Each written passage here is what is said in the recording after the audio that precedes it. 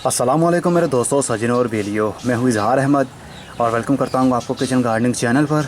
और उम्मीद भी रखता हूँ कि आप सब लोग खैरियत से होंगे, फिटफाट होंगे, अच्छे से कामों में खूब अच्छे से बिजी होंगे।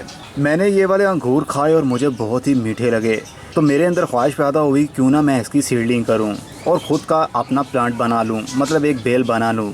तो आप लोगों के साथ भी शेयर करता हूँ आपने सीडलिंग किस तरह करनी है। जब भी अंगूर का सीज़न आता है, मतलब मार्केट में जब भी अवेलेबल होता है ये अंगूर जिसके अंदर बीज हो, क्योंकि बहुत सी वैरायटीज़ ऐसी भी हैं जो सीडलेस होती है, उनके अंदर बीज नहीं होता। जो भी बीज वाली वैरायटी आपको दिखे आप उसकी सीडलिंग कर सकते हैं। इसकी सीडलिंग का टाइम बाहर के दिनों के बाद में शुरू होता है।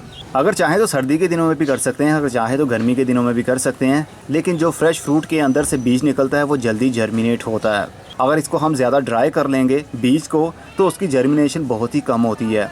तो जब आप घर में ले आएँ तो खाने के बाद में जो बीज बच जाते हैं आप उनको उगा सकते हैं। इस वैरायटी का मुझे नाम तो नहीं मालूम, लेकिन मैं इसकी सीडलिंग करना चाहता हूँ। ये मीठे हैं काफ़ी, तो चलिए साथ साथ मैं खाता भी हूँ और इनके बीज को अलग भी करते हैं। जब आप अंगूर को खा रहे हों तो जिस बीज को आपने उगाना हो उस बीज को अपने दांतों के नीचे दबाइएगा नहीं तो उसके टिश्यूज़ डैमेज हो सकते हैं और वो सीडलिंग के काबिल नहीं रहेगा। लेकिन मैं वो वाला नहीं उगाऊंगा, मैं ये वाला उगाना चाहता हूँ। इसको खोल लीजिए, ये रहे इसके सीड्स।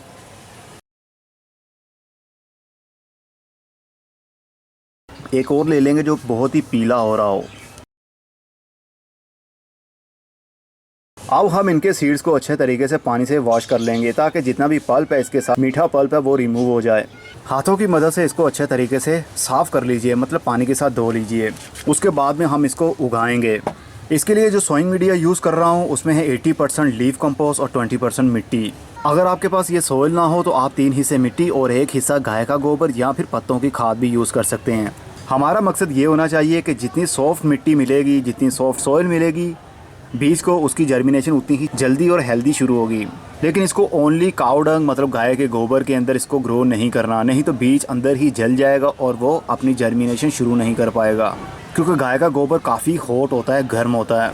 तो मैंने एक प्लास्टिक के गमले के अंदर ये सॉइल भर ली है और इसको पानी भी दे दिया है ताकि ये अच्छे तरीके से वेट हो जाए। अच्छे तरीके से इसको गीला करना है। उसके बाद हल्का सा इसको बराबर कर लीजिए, ऊपर वाली इसकी लेयर स्मूथ कर लीजिए अपने हाथ से ही, लेकिन बहुत ज़्यादा पुश नहीं करना। अब हम सीड्स को रखेंगे। अब हम बीज को थोड़ा सा अपनी फिंगर से पुश कर देंगे सॉइल के अंदर और ऊपर से कवर कर देंगे उसी सॉइल से। लेकिन बहुत ज़्यादा बीज को मिट्टी के अंदर दबाना नहीं है, सिर्फ इतना पुश करना है कि ये ढक जाए, सूरज की धूप और हवा वहाँ तक ना पहुँच पाए। ये ऑलमोस्ट कंप्लीट हो चुका है। अब इसको हम देंगे पानी। अब पानी सिर्फ इतना देंगे कि ऊपर वाली सॉइल इक्वल हो जाए। अब हम इसको रखेंगे फुल धूप में। सीडलिंग कोई भी हो उसको जितनी धूप मिलेगी उसकी जर्मिनेशन सीड की उतनी ही जल्दी शुरू होगी। और धूप में रखने की वजह से मिट्टी जल्दी ड्राई भी होने लगती है। तो जब आपको ऊपर वाला सरफेस एरिया ड्राई फील हो तो आप शावर की मदद से पानी दे सकते हैं, लेकिन ज़्यादा ओवर वाटरिंग नहीं करनी, नहीं तो सीड गल भी सकता है। आज 14 अक्टूबर हो चुका है और 5 सीड हम लगा रहे हैं। अब देखेंगे कितने दिनों में इनकी जर्मिनेशन शुरू होती है और कब ये ट्रांसप्लांटिंग के काबिल होंगे। तो स्टे विद मी। 19 दिन बाद 5 बीज लगाए थे लेकिन एक जर्मिनेट हुआ, जो कि बहुत ही बुरा रिज़ल्ट है। लेकिन मुझे दुख नहीं है, मेरे लिए इतनी खुशी ही काफ़ी है कि एक बीज तो ग्रोथ कर रहा है। बहुत जल्द ये बड़ा भी हो जाएगा और मैं भी ये ट्रांसप्लांटिंग के काबिल भी हो जाए। अब सर्दी के दिन आ गए हैं, नवंबर की आज 2 तारीख हो चुकी है। सर्दी के दिनों में अंगूर की सीडलिंग नहीं की जाती, लेकिन मैंने की। इसका अच्छा रिज़ल्ट आपने लेना हो तो बाहर के दिनों में कीजिएगा, या फिर इनको ऐसे एरिया में रखिएगा जहाँ पर डायरेक्ट धुंध ना पड़ती हो, तो फिर ये ट्रांसप्लांटिंग के काबिल भी हो जाएंगे। लेकिन देखते हैं क्या रिज़ल्ट मिलता है। 34 दिन बाद दूसरे अंगूर के बीज की भी जर्मिनेशन शुरू हो चुकी है। एक पौधा निकल रहा है मिट्टी से बाहर और बहुत जल्द ये भी बड़ा हो जाएगा, जिस तरह के ये वाला हो गया है। ये अब ट्रांसप्लांटिंग के काबिल हो चुका है, लेकिन अभी मैं इसको ट्रांसप्लांट नहीं करूँगा। अभी मैं चाहता हूँ और भी सीड जर्मिनेट हो जाएं, अगर उन्होंने होना हुआ तो। मौसम काफ़ी ठंडा हो गया है और ठंडक में ज़्यादा ये जर्मिनेट नहीं होते, अगर होते हैं तो बहुत ही लेट। तो देखते हैं और क्या रिज़ल्ट हमें मिलता है। 45 दिन बाद अंगूर के 2 पौधे ग्रोथ कर रहे हैं। एक सीड जर्मिनेट हो चुका था, लेकिन ये गमला पड़ा हुआ था शेडी एरिया में जहाँ पर डायरेक्ट धूप नहीं आती थी।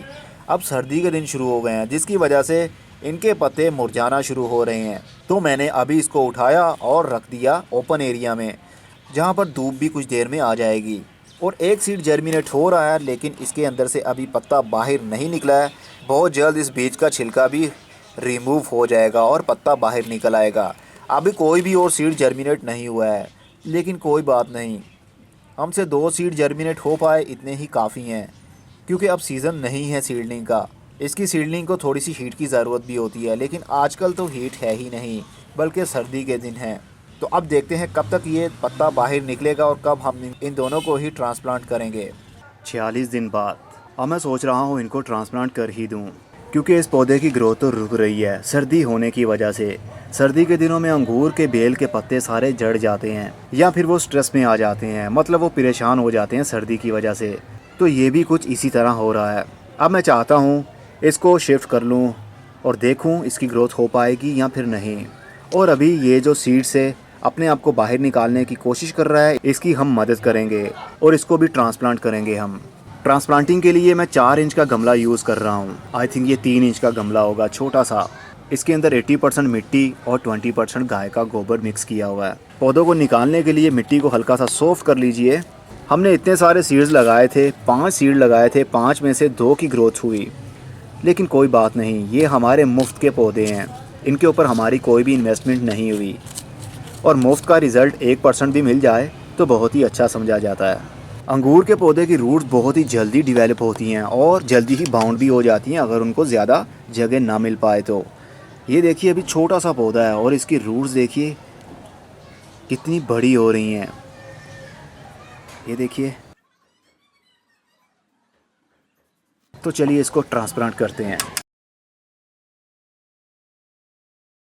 और अब इस पौधे की बारी है, इसकी हम थोड़ी सी मदद करेंगे। बहुत ही आराम से इसके सीड के छिलके को हम अपनी हाथ की मदद से उतारने की कोशिश करेंगे ताकि इसके पत्ते बाहर निकल पाएँ। सीड का कवर काफ़ी हार्ड है, लेकिन बहुत ही आराम से ये सब करना है। कुछ काटना पड़ेगा।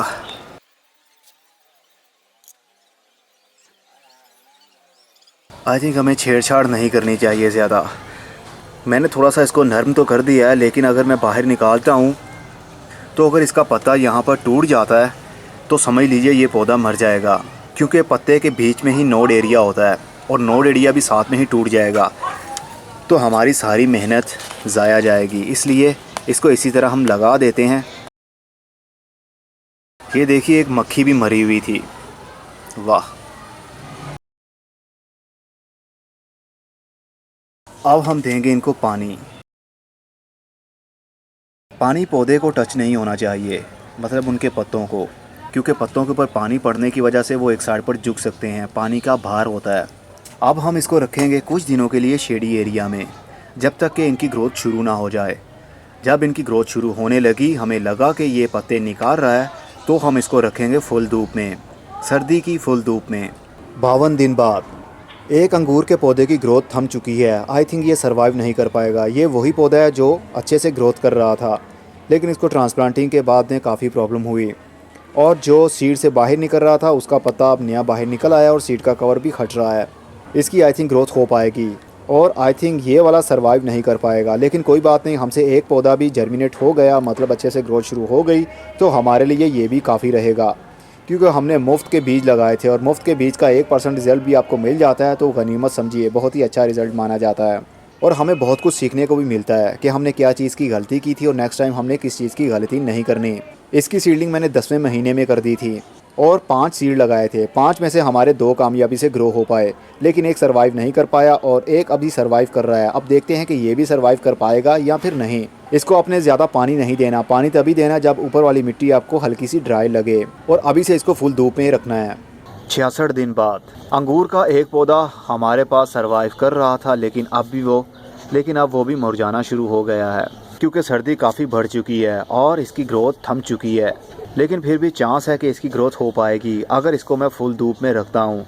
लेकिन सर्दी के दिन है, दिसंबर का महीना और सूरज भी ठीक तरीके से नहीं निकलता और मेरे पास कोई पॉली हाउस भी नहीं है जिसके अंदर मैं इसको रख दूँ और इसकी ग्रोथ वहीं से शुरू हो जाए। बस अपने ग्रीन नेट के नीचे इसको मैंने रखा होता है और एक तो बिल्कुल ही सर्वाइव नहीं कर पाया था, ये मुरझा गया और उसके बाद ड्राई हो गया, मतलब ये ख़त्म हो चुका है, अब इसका कोई भी फ़ायदा नहीं। तो ये तो था हमने अपने ही घर में जो अंगूर होते हैं उनके सीड किस तरह कलेक्ट करने हैं और किस तरह उनको उगाना है। हमें ये भी पता चल गया कि सीड की जर्मिनेशन किस तरह शुरू करवानी है और ये भी पता चल गया हमने किस तरह ट्रांसप्लांट करना है और ये भी पता चल गया कि ज़्यादा सर्दी के महीने में इनकी ग्रोथ नहीं होती। इनकी सीडलिंग का सबसे बेस्ट मौसम गर्मी के दिनों में ही होता है, मतलब 15 फरवरी से बाहर के दिन शुरू हो जाते हैं। तो इसकी सीडलिंग की जाए तो बहुत ही कमाल का रिजल्ट मिलेगा आपको, क्योंकि गर्मी के दिनों में इसकी खूब अच्छे से ग्रोथ होती है और सर्दी के दिनों में ये स्ट्रेस में आ जाते हैं, परेशान हो जाते हैं, जिसकी वजह से इसकी ग्रोथ भी रुक चुकी है। लेकिन मैं ट्राई करूंगा कि इसको मैं बचा पाऊँ। अब मैं वीडियो को यहीं रोक रहा हूँ, होपफुली आपको अच्छे से समझ भी लग गई होगी। अब मैं चलता हूँ, अगली वीडियो में फिर किसी नई इन्फॉर्मेशन के साथ मिलेंगे। तब तक के लिए good bye, see you and tata, और अपना बहुत सा ख्याल रखिएगा।